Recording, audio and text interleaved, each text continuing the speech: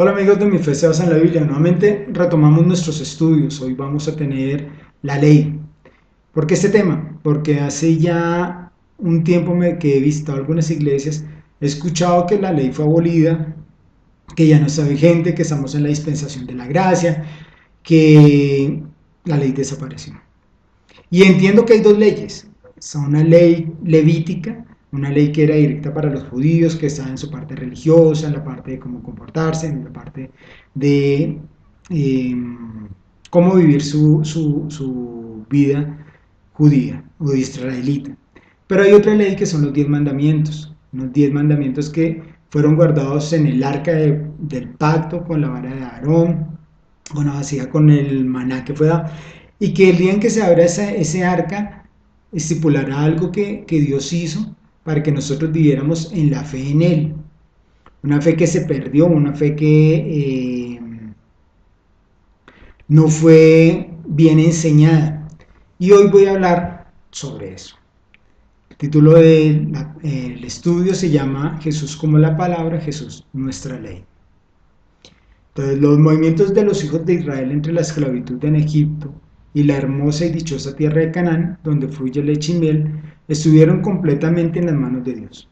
Cuando la columna de nube o de fuego se alzaba, ellos partían. Cuando ella se paraba, ellos acampaban. La primera acampada de Dios tenía planeada para ellos fue en el monte Sinaí, al sur de Arabia. La visión del Sinaí humeante y atronador constituye un respaldo cósmico de los mandamientos que a continuación serían promulgados. Y habló Dios todas estas palabras, Éxodo 21. Nadie debe concluir que Moisés inventó esas leyes y las promulgó. El mismo Moisés es también un oyente de esta en ese instante. Él recibió la ley de la boca de Dios, junto a todo el pueblo. Nadie debe dudar de que Dios mismo se hiciera oír desde el monte, y para que eso quede claro, comienza la ley con un testimonio en primera persona. Ve y prepara el pueblo hoy y mañana para que me rinda culto. Deben lavarse la ropa y prepararse para pasado mañana, porque pasado mañana bajaré yo, el Señor, al monte Sinaí, a la vista de todo el pueblo. Pon límites alrededor del monte para que la gente no pase, y diles que respeten el monte y que no suban a él ni se acerquen a sus alrededores, porque todo el que se acerque será condenado a muerte, pero nadie debe ponerle la mano encima, sino que tendrán que matarlo a pedradas o a flechazos. No importa si es un hombre o un animal, no se le deberá dejar con vida. La gente podrá subir al monte solo cuando se oiga el toque del cuerno del carnero. Éxodo 19, 10, 13. Indudablemente todo era para impresionar a la gente de que se tenía que reverenciar a Dios y que esto era un asunto solemne que escuchar cuando Él les hablara. El pueblo se había preparado como se lo ordenó, y al tercer día Dios descendió sobre el monte Sinaí como lo había prometido. Al amanecer del tercer día hubo relámpagos y truenos, y una espesa nube se posó sobre el monte. Un fuerte sonido de trompeta hizo que todos en el campamento temblaran de miedo. Entonces Moisés llevó al pueblo fuera del campamento para encontrarse con Dios, y se detuvieron al pie del monte. Todo el monte Sinaí echaba humo debido a que el Señor había bajado a él en medio del fuego. El humo subía como de un horno, y todo el monte temblaba violentamente. El sonido de trompeta fue haciéndose cada vez más fuerte mientras Moisés hablaba, y Dios le contestaba con voz de trueno. El Señor bajó a la parte más alta del monte Sinaí y le pidió a Moisés que subiera a ese mismo lugar. Moisés subió, y el Señor le dijo: baja y adviértele a la gente que no pase el límite ni trate de verme, no sea que muchos de ellos caigan muertos. Éxodo 19, 16 al 21. Cuando Moisés ya había descendido y había mandado a la gente no traspasar el límite de su esfuerzo de querer ver al Señor, Dios les manifestó al pueblo la parte de los 10 mandamientos. Éxodo 21, 17. Mientras Dios hablaba, la gente se mantuvo lejos, escuchando con mucha atención y mirando el monte que humeaba. Éxodo 20, 18. Con temor dijeron a Moisés: habla tú con nosotros y nosotros oiremos, pero no hable Dios con nosotros para que no moramos.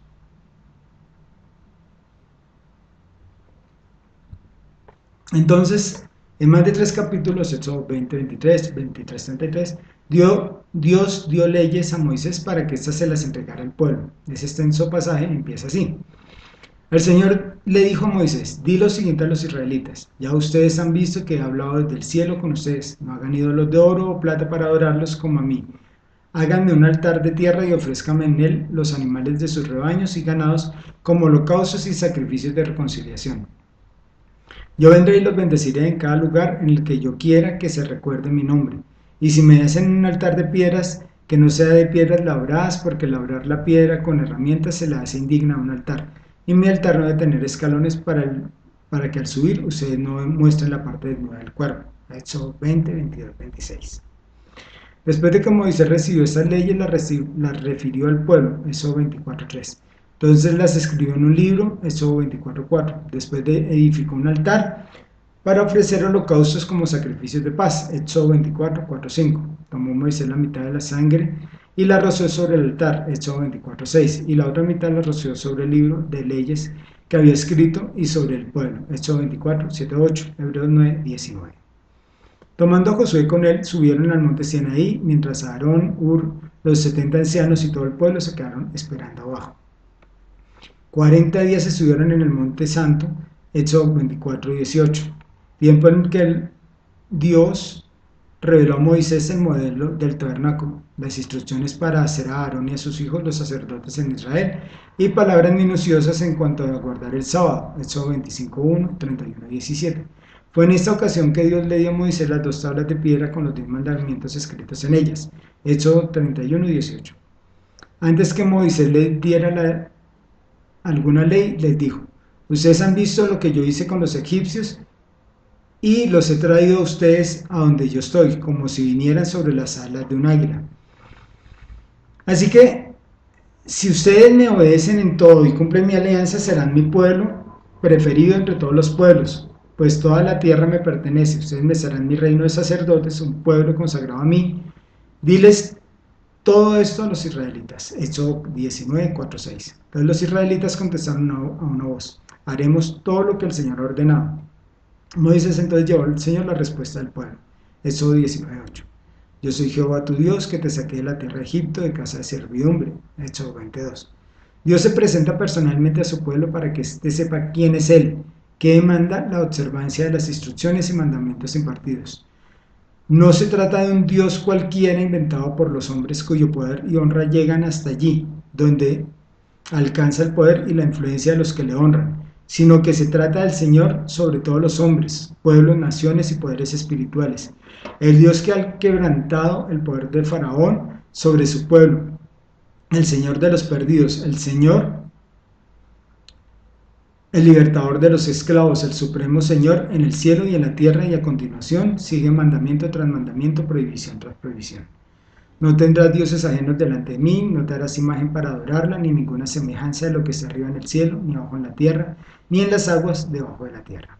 Ni tomarás el nombre de Jehová tu Dios en vano. Acuérdate del día de reposo para santificarlo. Honra a tu padre y a tu madre. No matarás, no cometerás adulterio, no hurtarás, no hablarás contra tu prójimo falso testimonio. No codiciarás la casa de tu prójimo, no codiciarás la mujer de tu prójimo, ni su siervo, ni su criada, ni su buey, ni su asno, ni cosa alguna de tu prójimo. Éxodo 20:3-17. Conocemos estos 10 mandamientos desde nuestra niñez, pero ¿nos ha quitado el sueño alguna vez? ¿De dónde procede nuestra actitud indiferente hacia ellos? ¿No se deberá que los contemplamos desligados del majestuoso, impresionante y terrible contexto escenográfico en que fueron dados originalmente? Esta es la grave pérdida. Tenemos que dirigir nuestra mirada al monte de los mandamientos si es que queremos oírlos con la actitud y los oídos con que Dios quiere que sean oídas estos 10 mandamientos.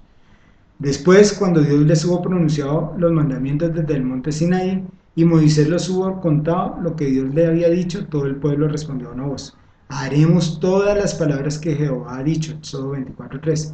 Entonces, en la ocasión cuando Moisés comprometió a los hijos de Israel en relación de pacto con Dios mediante el rociamiento de sangre, tanto el libro como el pueblo, después tomó el libro de la alianza y se lo leyó al pueblo, y ellos dijeron: pondremos toda nuestra atención en hacer lo que el Señor ordenaba. Éxodo 24:7. La ley fue dada como 1400 o 1500 años antes del nacimiento de Jesús. Dios se la dio a los israelitas como su regla de fe y práctica. Les proveyó de toda buena obra. Mientras Jesús estuvo en la tierra, aludió a la autoridad de la ley Por ejemplo, cuando Jesús hubo sanado a un leproso, le dio las siguientes instrucciones: mira, no se lo digas a nadie, solamente ve y preséntate al sacerdote y lleva para tu purificación la ofrenda que ordenó Moisés, para que conste ante los sacerdotes. Marcos 1:44. Lo que Dios espera de nosotros no es un misterio. Todo el tenor de las Escrituras concuerda con que Dios ha revelado al hombre qué es bueno y qué espera Dios de él. Está muy extendida la queja del silencio de Dios, pero lo cierto es que esta queja siempre ha sido esgrimida por gente que nunca se ha tomado la molestia ni ha tenido el valor de oír la verdad de Dios y a este Dios. Ahí donde de veras Él se hace oír. Dios ha hablado. Durante un tiempo el conocimiento de la ley de Dios fue el gran privilegio del pueblo de Israel. Dio a conocer sus caminos y sus hechos a Moisés y al pueblo de Israel. Salmo 103, 7. Pero Dios tomó sus medidas para que lo que Él demanda no permaneciera en oculto. Así su ley, como después el Evangelio, salió por todo el mundo. Esto es un gran privilegio y así lo entendió siempre Israel. Dios no pretende con estos mandamientos colocar sobre su pueblo una carga agobiante, un yugo opresor. Lo que Él pretende es mostrarle a Israel y a todos los hombres y naciones del mundo el camino de la vida. Jesús le contestó: ¿por qué me preguntas acerca de lo que es bueno? Bueno, solamente hay uno, pero si quieres entrar en la vida, obedece los mandamientos. Mateo 19:17. No podemos guiarnos por la voz de nuestra conciencia, pues la conciencia es muy flexible y acomodada. Se puede equivocar, adormecer y cauterizar plenamente. Lo que debemos hacer los cristianos, lo que sabemos que la ley de Dios ha encontrado su máxima expresión en los labios de Jesús, en el Sermón del Monte, es mirar diariamente y con toda atención este límpido espejo de los mandamientos divinos y hacer nuestra la oración del salmista, cuando exclama: tú has ordenado que tus preceptos se cumplan estrictamente. Salmo 119:4. Tras cada mandamiento está Dios en su plena majestad. Nunca debemos perder de vista esta idea, pues Dios dice de sí mismo que es un Dios celoso, que da mucha importancia a su honra y tiene un interés apasionado en que su voluntad sea respetada. Por eso nadie transgrede sus mandamientos impunemente. Es un error pensar que el temor de Dios es una reliquia superada, no una espiritualidad típica del Antiguo Testamento. Pues también en el Nuevo Testamento está escrito: no tengan miedo de los que matan el cuerpo, pero no pueden matar el alma. Teman más bien al que puede hacer perecer alma y cuerpo en el infierno. Mateo 10:28. Y en Hebreos 12:29 se dice: porque nuestro Dios es como un fuego que todo lo consume. Dios no se viene a cuenta ni a tratos, sino que insiste en que nos sometamos a su voluntad de manera estricta.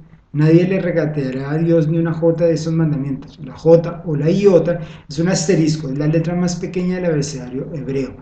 Y librémonos de interpretar esta frase como una expresión legalista, pues lo cierto es que esta frase procede de la boca de Jesús en el denominado Sermón del Monte, Mateo 5:7. Se refirió a la validez inquebrantable de los mandamientos divinos diciendo: los fariseos se reunieron al saber que Jesús había hecho callar a los saduceos, y uno que era maestro de la ley, para tenderle una trampa, le preguntó: maestro, ¿cuál es el mandamiento más importante de la ley?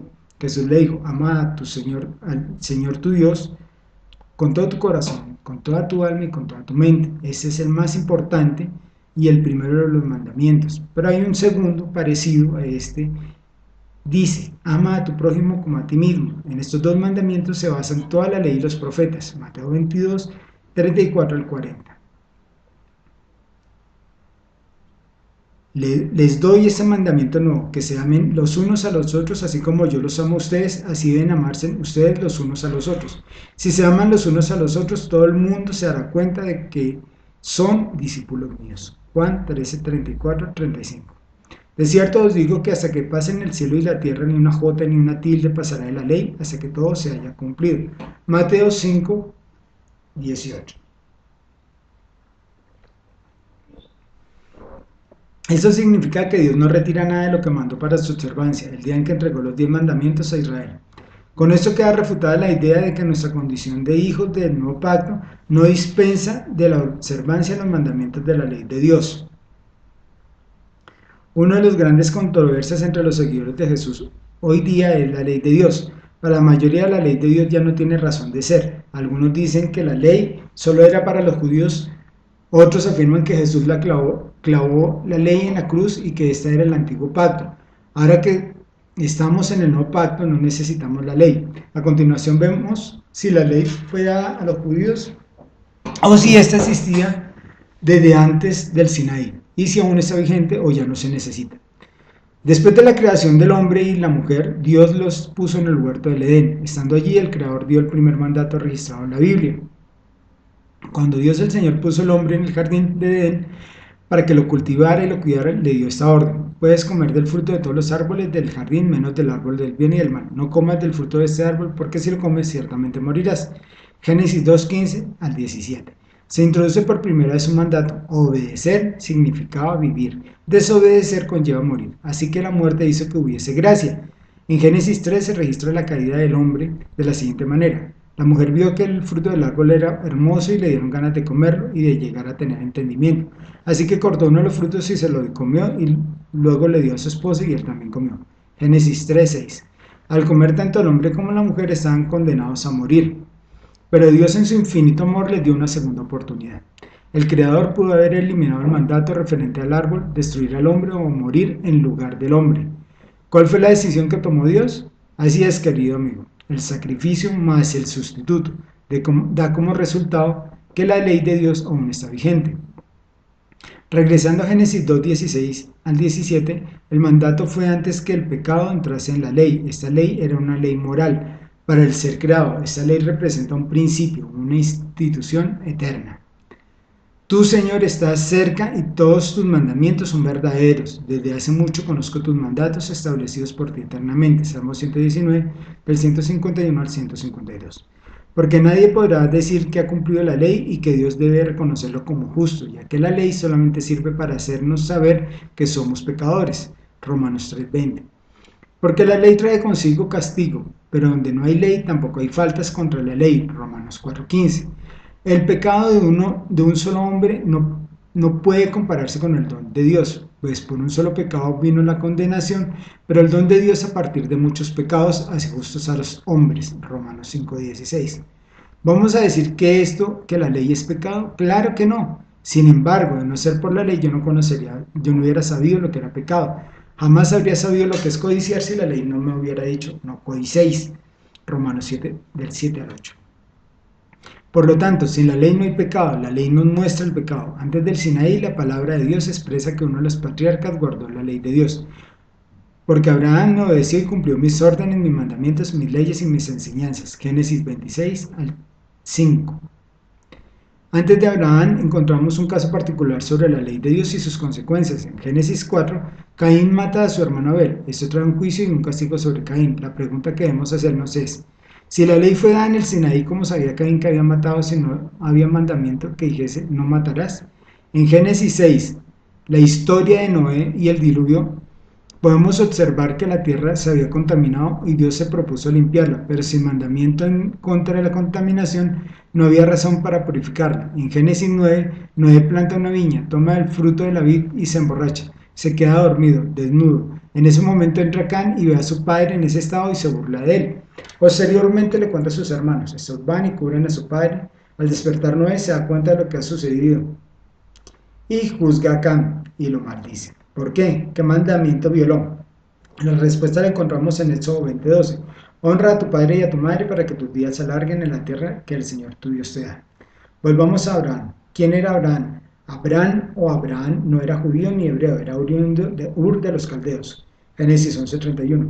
La palabra hebreo en el idioma hebreo proviene de la palabra abar, lo cual significa cruzar. Es por este motivo que se les llama hebreos o cruzadores. Desde Abraham, el primero que dejó su tierra para ir en busca de la tierra prometida, mientras que el diccionario completo de estudio de palabras del Antiguo Testamento define que hebreo posiblemente se refiere a los descendientes de Heber, Génesis 10:21. Por otro lado, judíos se refiere a los descendientes de Judá, así como también a aquellos que habitan en el reino del sur, tanto judíos como benjamitas. Luego, Israel se dividió en dos reinos. Cabe destacar que las únicas tribus que no se mezclaron con naciones paganas fueron Judá y Benjamín.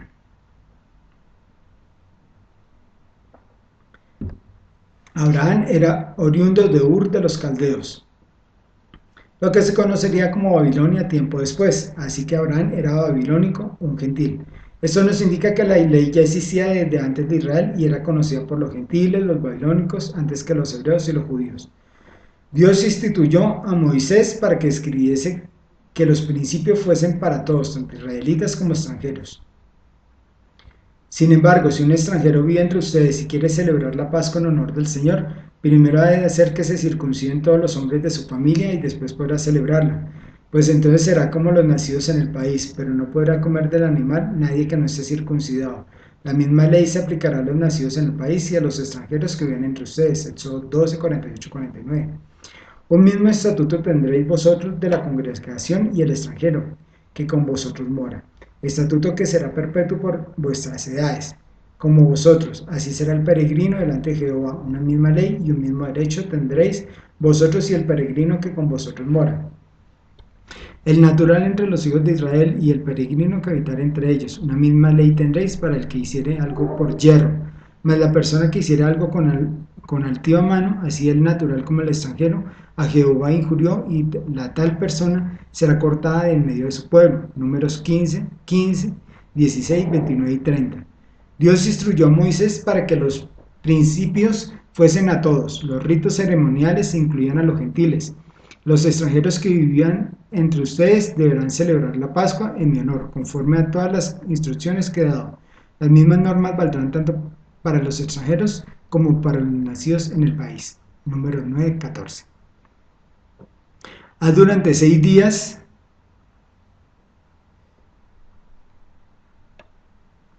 todo lo que tengas que hacer, pero descansa el séptimo día para que descansen también tu buey y tu asno y recobren tus fuerzas, tu esclavo y el extranjero. Éxodo 23, 12. Muchos han leído los pasajes donde los creyentes no son justificados por la ley. Pablo no especifica qué tipo de ley, pero antes de interpretar esto hay que estudiar el contexto. Gálatas 4:21. Decidme los que queréis estar debajo de la ley. ¿No habéis oído la ley? Encontramos dos leyes, versículo 22, porque escrito está que Abraham tuvo dos hijos, uno de la sierva y el otro de la libre. Notemos que en la primera palabra Pablo se refiere a la ley ritual, pero en la segunda ley se refiere a los escritos de Moisés. No siempre ley se refiere a los 10 mandamientos de las tablas del testimonio. Siempre tenemos que analizar el contexto. Ley moral, los 10 mandamientos. Las 10 palabras de Dios encontrados en Éxodo 20, 3, 17 y Deuteronomio 5, del 6 al 21. Según Salmos 111, 7 y 8, 119, 151 y 152. Esta ley es única en su género, pues Dios la escribió con su dedo y en piedra la roca es Jesús. Éxodo 31, 19, Deuteronomio 9, 9. La escritura en tablas muestra que la única porción que Dios escribió fue los 10 mandamientos. Cuando Jesús enseñó al pueblo le decían que él la violaba, la ley, pero él dijo en Mateo 5, 17 y 19. No pienses que he venido para abrogar la ley de los profetas, no he venido para abrogar sino a cumplir, porque de cierto os digo que hasta que perezca el cielo y la tierra ni una jota ni una tilde perecerá de la ley, hasta que todas las cosas sean hechas, de manera que cualquiera que se infringiere uno de estos mandamientos muy pequeños y así enseñar a los hombres muy pequeños será llamado en el reino de los cielos, mas cualquiera que hiciere y enseñare esto será será llamado grande en el reino de los cielos. No vino a abolir sino a cumplir la ley. Aunque pase el cielo y la tierra, la ley no cambiará, y el que guarde y enseña así será llamado grande en el cielo. La fe no anula la ley, sino que la establece.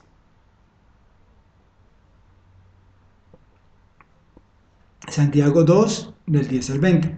Porque cualquiera que hubiere guardado toda la ley y ofendiera en un punto, es hecho culpado de todos. Mas quiere saber, hombre vano, que la fe sin obras es muerta. Primera Juan 2, 3 y 4. Si obedecemos los mandamientos de Dios, podemos estar seguros de que hemos llegado a conocerlo. Pero si alguno dice, yo lo conozco y no obedece sus mandamientos, es un mentiroso y no hay verdad en él. El Evangelio no anula el decálogo, lo confirma. Existe gran confusión entre los cristianos acerca del papel que desempeñan en la actualidad los mandamientos de la ley de Dios. Esta confusión se origina por una equivocada interpretación de las palabras del apóstol Pablo que afirman que el fin de la ley es Cristo. Romanos 10:4. Se sostienen en consecuencia que los cristianos ya no tienen nada que ver con la ley, pero esa conclusión es equivocada, pues para entender correctamente el texto citado e idénticas declaraciones en la epístola de los Gálatas, tenemos que considerar el punto de partida desde el que se hacen estas declaraciones acerca de la ley. Pablo les hace la siguiente pregunta: ¿cómo es justificado el hombre delante de Dios? Y la respuesta es: no por medio de la ley levítica, que es la ley que se le dio a los israelitas, aparte de los 10 mandamientos, no esforzándose en cumplir a la perfección todas y cada una de las exigencias morales de esta ley. Nadie será justificado por este camino, pues no hay nadie que sea capaz de observar la ley de Dios con tal perfección. Nuestra obediencia siempre será imperfecta. Si esta pudiera ser de otra manera, a buen seguro que Dios no habría considerado la posibilidad de enviar a su amado Hijo Jesús para ser crucificado. Pero habiendo ocurrido esto último, queda definitivamente claro que la obediencia del hombre a la ley de Dios nunca pasará de ser un intento frustrado. Ay de nosotros si la ley de Dios hubiera sido la única revelación divina sobre nosotros. Entonces todos estaríamos bajo la maldición de la ley y lo único que nos aguardaría al final sería la ira divina.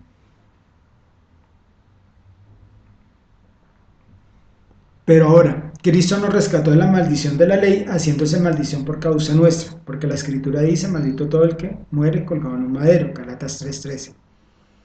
Por medio de sus sufrimientos y muerte sustitutoria en el madero de la maldición de la cruz, Jesús nos ha liberado de la ley y sus demandas, ha anulado el acta de los decretos que había contra nosotros, clavándola en la cruz, Colosenses 2:14. Por medio de su obediencia perfecta, Jesús cumplió la ley en nuestro lugar. De esta manera, la ley ya perdió definitivamente su función como camino de salvación. Cristo y solo Él es nuestra justicia delante de Dios. ¿Significa esto que ahora los mandamientos de Dios no tienen nada que decirnos? De ninguna manera. Y en plena armonía también la respuesta que Pablo da a la pregunta que él mismo formula al decir: luego por la fe invalidamos la ley, en ninguna manera, sino que confirmamos la ley, Romanos 3:31. Es cierto que la ley ya no nos sirve más para que aspiremos a justificarnos personalmente delante de Dios y a que su observancia por nuestra parte se nos convierta en motivo de gloria o vanidad. Pues lo cierto es que por las obras de la ley ningún hombre será justificado delante de Dios. Con todo, Dios no ha renunciado a las intenciones que se esconden detrás de su ley y mandamiento, santo, justo y bueno, Romanos 7:12. Dios mantiene su propósito que seamos obedientes a sus mandamientos. Con esta finalidad envía su espíritu al corazón de los creyentes, cumpliendo así la promesa de Jeremías 31, del 31 al 33. El Señor afirma: vendrá un día en que haré una nueva alianza con Israel y con Judá. Esta alianza no será como la que hice con sus antepasados cuando los tomé de la mano para sacarlos de Egipto, porque ellos quebrantaron mi alianza, a pesar de que yo era su dueño.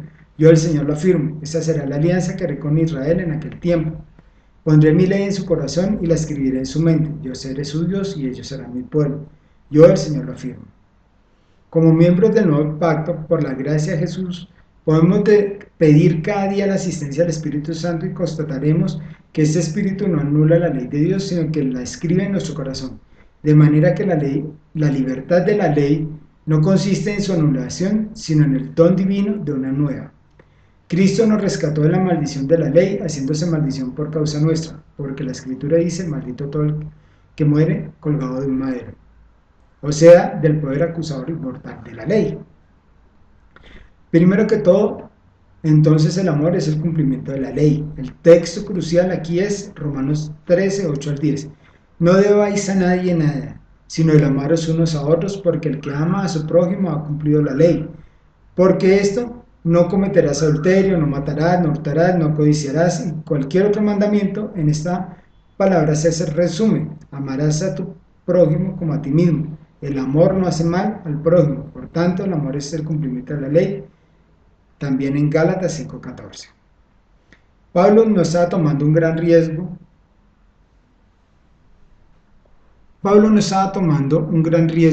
Resumió toda la ley en un solo mandamiento. Él tenía la autoridad de hacerlo. Jesús dijo en Mateo 7:12: por esto, todo cuanto queráis que os hagan los hombres, así también haced vosotros con ellos, porque esta es la ley y los profetas. Santiago lo dijo un poco diferente, 2:8: si en verdad cumplís la ley, conforme a la escritura, amarás a tu prójimo como a ti mismo. Bien hacéis. Así que tenemos 3 testimonios en el Nuevo Testamento de que Dios mediante la ley nos está convirtiendo en personas amorosas. Cada mandamiento, dice Romanos 13:9, tiene el amor como propósito. Así que el primer principio de nuestra teología resumida de la ley es que la ley se cumple en nosotros cuando amamos a nuestro prójimo. El segundo principio es el amor. El segundo principio es: el amor no es una obra que hacemos por iniciativa propia para mostrarnos meritorios ante Dios. Es el fruto de la fe en las obras, en las promesas de Dios. Para estar seguros, el amor genuino nos llevará a una gran labor. Pero esto no es un sinónimo de obrar. Es más profundo que obrar y más importante que obrar, y nos capacita para obrar. Hay muchas personas obrando para Dios y el prójimo, quienes lo hacen por amor. El amor es más que las prácticas religiosas y los servicios humanitarios. Es por eso que Pablo puede decir en 1 Corintios 13:3: y si diera todos mis bienes para dar de comer a los pobres, y si entregara mi cuerpo para ser quemado, pero no tengo amor, de nada me aprovecha. Alguien pudiera decir: bien, si usted pudiera morir por alguien y no tener amor, ¿qué es amor? ¿Qué es entonces el amor? La respuesta es que el amor no está en el mundo. El amor es de Dios. 1 Juan 4:7. Donde no hay fe uniendo el corazón a Dios, entonces no hay verdadero amor. El amor es la expresión de la genuina fe salvadora. Estos son los pasajes claves. Gálatas 5:6. Porque en Cristo Jesús ni la circuncisión ni la incircuncisión significan nada, sino la fe que obra por amor. El origen del amor es el corazón de la fe. Más adelante en Gálatas 5:22, el amor es llamado al fruto del Espíritu. En otras palabras, es algo que no podemos producir sin la capacitación de Dios. Por tanto, ¿cómo nos convertimos en personas amorosas? Gálatas 3:5 responde: aquel pues que os suministra el Espíritu y hace milagros entre vosotros, ¿lo hace por las obras de la ley o por el oír con fe? La respuesta es por el oír con fe. El camino por el cual el Espíritu viene a nosotros es la fe en las promesas de Dios, y cuando viene el fruto del Espíritu es el amor. Por tanto, el amor es el fruto del Espíritu y la expresión práctica de la fe. En 1 Timoteo 1:5 Pablo lo dice de este modo: pero el propósito de nuestra instrucción es el amor nacido de un corazón puro, de una buena conciencia y de una fe sincera. Solo de la fe genuina nace el amor. El amor es paciente y bondadoso. El amor no es celoso o jactancioso, no es arrogante o rudo, no busca evitar el hermano, que difiere, no frunce el ceño, no esparce rumores o habla mal del prójimo, no cierra oídos a las evidencias. Al contrario, el amor se regocija en la verdad y es apacible, gentil, abierto a las razones. El amor mira a las personas a los ojos y comunica la buena voluntad. El amor no hace pucheros, no se autocompadece, no usa un ultimátum para salirse con la suya.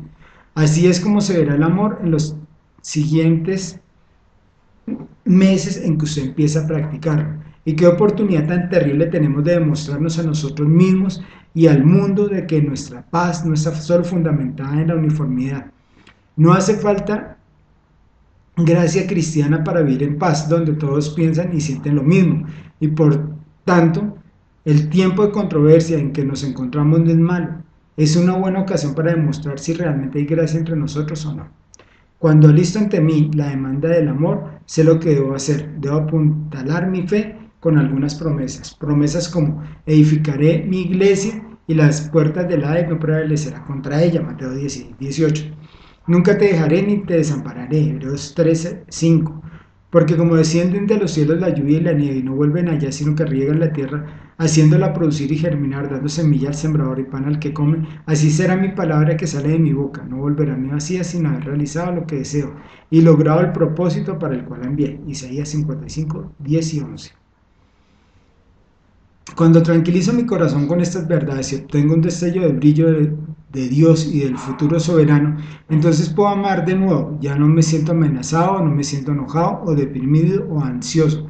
Siento como si alguien se estuviera encargando del futuro. Y si todo en mí está siendo cuidado, entonces se siente natural querer cuidar de ustedes, mirarles a los ojos y sonreír y querer solo el bien para ustedes. Esa es la idea. En cualquier grado que lo logremos, este amor divino uno por los otros se verá a la fe en las promesas liberadoras de Dios. Así que el primer principio de nuestra teología de la ley es que el amor cumple la ley. El segundo principio es que el amor solo nace de la fe en las promesas de Dios. El tercer principio, por lo tanto, es que la ley no pide obras meritorias, sino la obediencia que proviene de la fe. Si el amor es el propósito de la ley y solo la fe puede amar, entonces la ley debe enseñar fe. Esto es lo que tan a menudo ha sido pasado por alto, pero puede verse en la enseñanza de Pablo y en la ley misma. El pasaje clave, Romanos 9:30-32. Aquí Pablo explica por qué Israel no ha cumplido la ley, aunque la buscó durante siglos. Dice, ¿qué diremos entonces? ¿Que los gentiles que no iban tras la justicia alcanzaron la justicia, es decir, la justicia que es por la fe? Pero Israel, que iba tras una ley de justicia, no alcanzó esa ley. ¿Por qué? Porque no iban tras ella, tras la ley, por fe, sino como por obras. Esta pequeña frase, como por o como mediante, es tremendamente importante. Muestra claramente que Pablo no creía que Dios alguna vez tuviera la intención de que la ley se obedeciera mediante obras. Es decir, si usted trata de usar la ley como una descripción laboral de cómo alcanzar el favor de Dios, entonces está haciendo algo a lo que la ley misma se opone. La ley misma está en contra de las obras de la ley. La ley nunca ordenó que alguien tratase de merecer su salvación. La ley se basa en la fe, en las promesas de Dios, no con los esfuerzos legalistas. El error de Israel no está en ir tras la ley, sino en ir tras ella mediante obras en lugar de mediante fe. Romanos 3:31 y Mateo 23:23. Ahora, escuchemos la ley misma. Los 10 mandamientos son la esencia del pacto mosaico y se encuentran en Éxodo 20. Israel ha llegado al desierto del Sinaí 3 meses después del éxodo desde Egipto. La agonía de la esclavitud y la espectacular liberación a través del Mar Rojo son recuerdos vividos para ellos. Piense cuán vivido podría estar el campo de concentración 3 meses después de la liberación aliada. Uno de los propósitos de Dios en el Éxodo era hacer que su pueblo confiara en Él, que confiara en Él, que Él cuidaría de ellos y los llevaría hasta la tierra prometida. Así que, Éxodo 14:31 dice, cuando Israel vio el gran poder que el Señor había usado contra los egipcios, el pueblo temió al Señor y creyeron en el Señor y en Moisés su siervo. Por tanto, cuando los 10 mandamientos comienzan diciendo, yo soy el Señor tu Dios que te saqué de la tierra de Egipto, de la casa de servidumbre, no tendrás otros dioses delante de mí, Éxodo 22:3, Dios quiso decir, recuerden cómo demostré mi amor por ustedes y mi poder incomparable a favor de ustedes, confíen ahora en mí y no busquen otra fuente de ayuda. Los 10 mandamientos están basados en un llamado por fe, en el Dios del Éxodo, así como las enseñanzas morales del Nuevo Testamento están basadas en un llamado por fe en el Señor, en su sacrificio ese viernes, en la Pascua. El Éxodo fue una señal para Israel, así como la muerte y resurrección de Jesús son una señal para la iglesia. El significado de la señal es que Dios está por ustedes y obrará por ustedes y cuidará de ustedes si solo confían en Él. El evento del Éxodo en el pasado, en esa señal de la disposición de Dios para ayudar a Israel en el futuro. Por tanto, la fe en Dios tiene el propósito de producir mediante el Éxodo la confianza de que Dios hará por nosotros en el futuro lo que hizo en el pasado. Esto es claramente expresado en Deuteronomio 1, 29 y 32, donde Moisés relata por qué rehusó entrar a la tierra prometida y fue forzado a vagar 40 años en el desierto. Moisés les había dicho al llegar la primera vez a la tierra prometida, no os aterréis ni tengáis miedo de ellos, el Señor vuestro Dios que va delante de vosotros, Él peleará por vosotros, así como Él lo hizo delante de vosotros, de vuestros ojos en Egipto. Pero con todo esto no confíes en el Señor vuestro Dios. Números 14, 11, 20 y 12. 14, 11 y 20, 12. Deuteronomio 9, 22 y 24. El Éxodo fue una señal de que Dios cuidaría de Israel en el futuro. Por tanto, el éxodo era el fundamento de la fe de Israel, y esa fe es la base de la ley. La ley de Moisés simplemente expresa el modo en que los israelitas vivirían si genuinamente sienten que el futuro está seguro en Dios.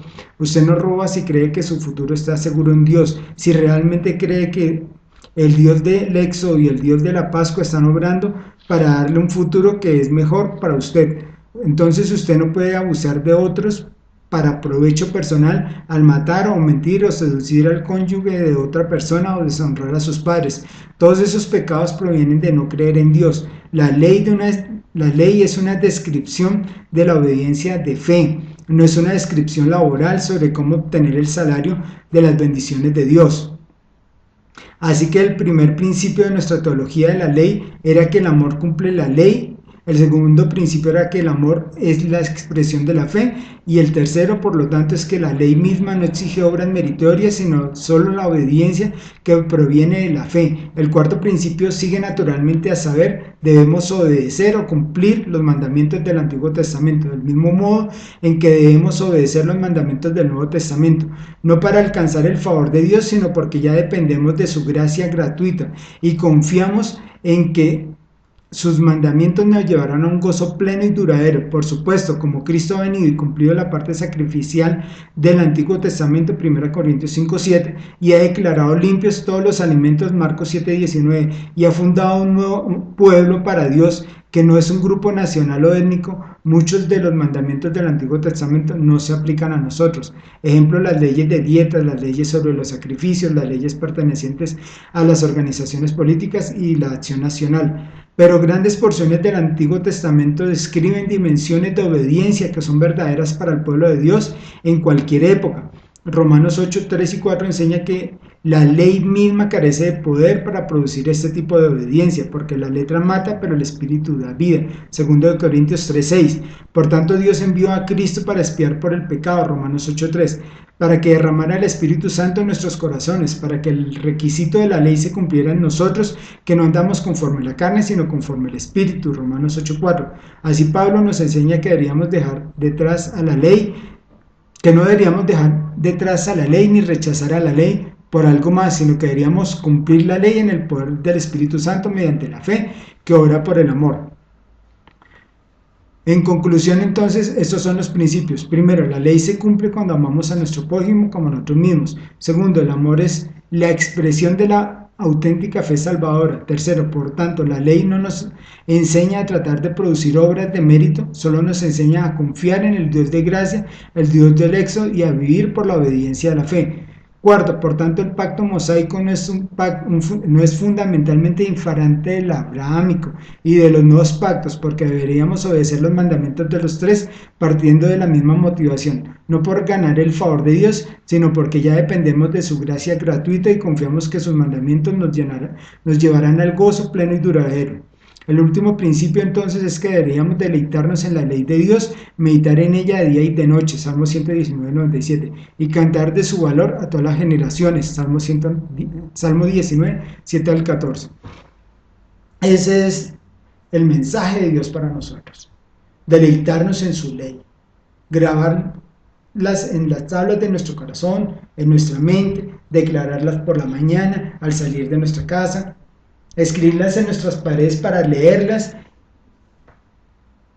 y repetirlas, siempre para que se hagan parte de nuestra vida, no para agradar a Dios por obras, sino para agradarlo por fe, porque creemos en que Él es nuestro Salvador, en que Él nos guía y en que Él nos salvará y nos llevará a habitar con Él. Gracias por acompañarme el día de hoy.